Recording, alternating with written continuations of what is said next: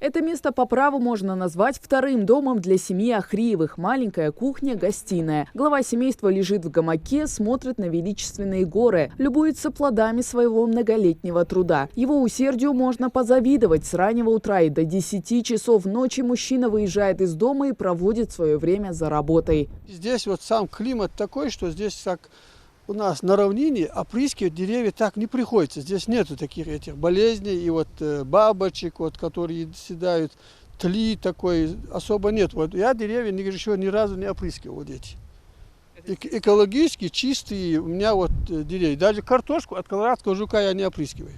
Руслан Ахриев старается каждый год вырастить что-то для себя новое. Например, 2021 обещает порадовать голубикой и гранатом. К слову, все, что выращивает садовод, отдает на благотворительность. Такое обещание он дал себе 5 лет назад, когда только начал заниматься этой территорией.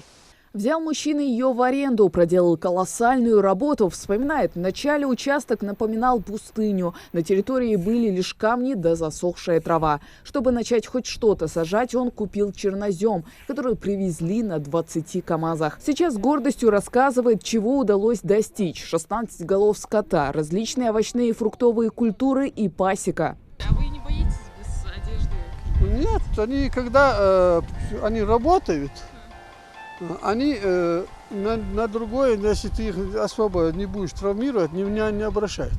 Они заняты своим делом. Вас не кусают? Нет, абсолютно. Нет, и вас не будет. Второй участник регионального конкурса – семья Хутиевых. Они акцентируют внимание на свою пасеку. Раньше здесь располагалось около 100 пчелосемей, но 20 из них было решено продать. Так что к пчелам здесь относятся как к домашним питомцам, без страха. А как ты понял, что это не кусающаяся?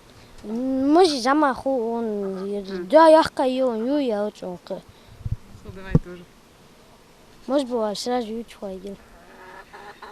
Джейрах всегда славился своим медом. Хутиевы большую часть продают, остальное себе и родственникам.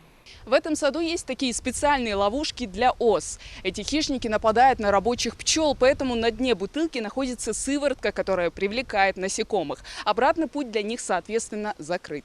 Это земля третьей категории, делится отец семейства. Она непригодна для выращивания овощей и фруктов. Поэтому они каждый год скупают 3-4 КАМАЗа чернозема. Но Амирхан Хутиев не без помощи жены и детей собирает неплохой урожай. Сын в свои 12 лет управляет мотоблоком. За год так и собирают 4 тонны картошки. Приходится сажать огород при помощи лошадей. Нужно иметь 2 лошади. И тоже иметь лошади не простые, а обученные. В селе все так делают. У нас принято как помогать соседям, друг другу помогаем. Так-то одному сложно в один день посадить столько картошки. В этом году из-за засухи возникла нехватка сена, сетует Амирхан. Приходится скупать траву на деньги, заработанные с меда. Однако на вопрос, что бы наши герои сделали, будь у них уже миллион, а это приз за первое место в конкурсе, без промедления отвечают, направили бы на расширение хозяйства. Хава Газиков, Магомед Белакиев. Новости 24.